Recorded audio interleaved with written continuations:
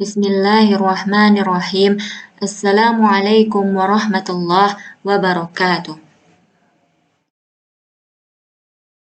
Baiklah, saya Fani Rahmasari, NIM 1914020068. Pada kesempatan kali ini, saya akan menjelaskan UTS Wasail Ta'lim Al-Lughah Al-Arabiyah mengenai Maharatul Kitabah. Pertama-tama, kita akan melihat apa itu pengertian Maharatul Kitabah. Maharatul Kitabah atau keterampilan menulis atau disebut juga dalam bahasa Inggris yaitu writing skill adalah kemampuan dalam mendeskripsikan atau mengungkapkan isi pikiran, mulai dari aspek yang sederhana seperti menulis kata-kata sampai kepada aspek yang kompleks yaitu mengarang. Keterampilan menulis juga bisa diartikan sebagai keterampilan menggambarkan atau melukiskan tanda-tanda atau simbol-simbol huruf dengan ketentuan yang telah ditetapkan. Selanjutnya, tujuan pembelajaran Maharatul Kitabah. Tujuan yang pertama, agar siswa terbiasa menulis bahasa Arab dengan benar. Yang kedua, agar siswa mampu mendeskripsikan sesuatu yang dia lihat atau dia alami dengan cermat dan benar. Yang ketiga, agar siswa mampu mendeskripsikan sesuatu dengan cepat. Yang keempat, melatih siswa untuk mengekspresikan ide dan pikirannya dengan bebas. Yang kelima, melatih siswa terbiasa memilih kosakata dan kalimat yang sesuai dengan konteks kehidupan.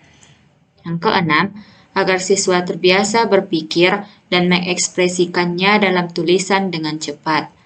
Yang ketujuh, melatih siswa mengekspresikan ide, pikiran, gagasan, dan perasaannya dalam ungkapan bahasa Arab yang benar, jelas, terkesan, dan imajinatif.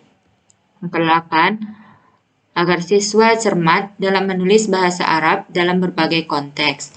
Terakhir, agar pikiran siswa semakin luas dan mendalam. Selanjutnya, kita akan bahas mengenai langkah-langkah pembelajaran kitabah. Langkah-langkah pembelajaran kitabah ada 4. Langkah yang pertama, memulai dengan menyampaikan kata dan kalimat-kalimat pendek, mudah diucapkan dan ditulis di atas papan tulis atau telah ditulis di atas kartu besar. Kemudian langkah yang kedua, langkah ini disebut dengan marhalatul imla'il manqul, yang mana guru membaca terlebih dahulu, lalu meminta beberapa siswa untuk mengulangi bacaan dengan suara nyaring, lalu menyampaikan beberapa pertanyaan, dan terakhir meminta mereka menulisnya kembali di buku latihan mereka, lalu dikoreksi. Kemudian langkah yang ketiga disebut juga dengan tahap ini disebut dengan marhalatul imla'il manzur, di mana guru menyiapkan dan membacakan sepotong atau beberapa penggal kalimat yang sesuai dengan tingkat berpikir siswa secara bahasa dan budaya. Sementara peserta didik melihat tulisan di papan tulis atau buku mereka, lalu guru meminta mereka untuk membacanya. Jika telah selesai, kata-kata yang terasa sulit didiskusikan, apa arti dan bagaimana menulisnya yang dipraktikkan di atas papan tulis. Jika telah selesai, papan tulis dapat dibalik atau dihapus, lalu memulai potongan kalimat yang baru mereka pelajari. Setelah selesai, guru memeriksa hasil tulisan siswa dan terakhir mendiskusikan kesalahan umum yang ditemukan. Langkah yang terakhir tahap ini disebut juga dengan marhalatul imla'il ikhtibari, yang mana guru menyiapkan teks yang mengandung unsur dan kaidah-kaidah penulisan bahasa Arab. Guru membacakan tanpa mendiskusikannya atau membahas kata-kata yang sulit. Setelah selesai, guru memeriksa hasil tulisan siswa, baru kemudian membahas kesalahan-kesalahan yang ditemukan. Selanjutnya, prosedur dan teknik pengajaran Maharatul Kitabah. Ada 6 prosedur dan teknik pengajaran dalam Maharatul Kitabah. Yang pertama, keterampilan sebelum menulis huruf. Pada tahap ini, siswa dilatih secara memegang pena dan meletakkan buku di depannya. Demikian juga mereka harus belajar memantapkan cara menggaris seperti kemiringannya, cara memulai, dan cara mengakhirinya. Prosedur yang kedua, pengajaran menulis huruf. Prosedur yang ketiga, pengajaran menyalin atau nasakh atau nakol. Setelah para siswa selesai berlatih menulis huruf, baik yang bersambung maupun yang terpisah, sebaiknya mereka diajarkan untuk menyalin pelajaran membaca yang mereka pelajari. Yang keempat, pengajaran dikte atau imla. Setelah para siswa dilatih menyalin tulisan untuk jangka waktu yang memadai, mulailah mereka dilatih imla. Latihan ini dilakukan untuk menguji kemampuan menulis mereka atas apa yang mereka dengar.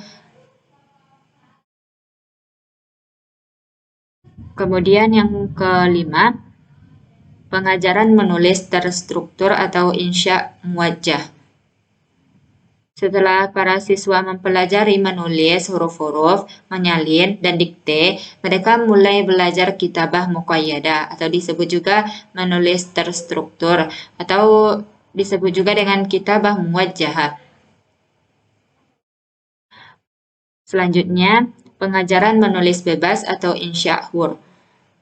Untuk mengajarkan keterampilan menulis bebas, kita bisa mengikuti langkah-langkah seperti persiapan menulis bebas, praktik menulis, mengoreksi tulisan bebas. Selanjutnya, kita akan membahas mengenai kelebihan dan kekurangan pembelajaran kitabah. Setiap pembelajaran memiliki kelebihan dan kekurangan yang ditimbulkan setelah melalui suatu pelajaran tersebut. Berikut ini akan saya jelaskan kelebihan dan kekurangan pembelajaran menulis atau kitabah. Yang pertama, kita akan bahas mengenai kelebihan pembelajaran kitabah. Kelebihan yang pertama, siswa termotivasi untuk menulis bentuk lambang-lambang bahasa serta menimbulkan rasa percaya dan menghilangkan ketegangan. Kelebihan yang kedua, siswa terlatih dan sudah mengenal pengucapan kata-kata. Kelebihan yang ketiga, siswa memiliki keterampilan lain dalam bidang menulis tulisan asing. Kelebihan yang keempat, siswa mampu mengekspresikan pikiran dan perasaannya dalam tulisan Arab. Kemudian, selain 4 kelebihan dari pembelajaran kitabah, ada juga kekurangan dari pembelajaran kitabah tersebut. Yang pertama, terkadang siswa kesulitan untuk menuliskan antara yang didengar dan yang seharusnya ditulis. Kekurangan yang kedua, tidak menjamin lancar dalam kemampuan keterampilan berbicara. Kekurangan yang ketiga, siswa sulit dalam penggabungan kata. Kekurangan yang keempat, huruf hijaiyah yang berbeda dengan abjad terkadang membuat siswa kesulitan dalam penulisan. Kekurangan yang terakhir, siswa terkadang masih kesulitan dalam penulisan dari arah kanan. Sekian penjelasan dari saya mengenai Maharatul Kitabah.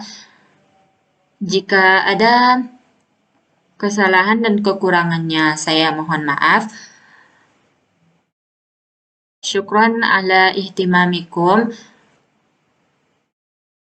Akhirul kalam. Wassalamualaikum warahmatullahi wabarakatuh.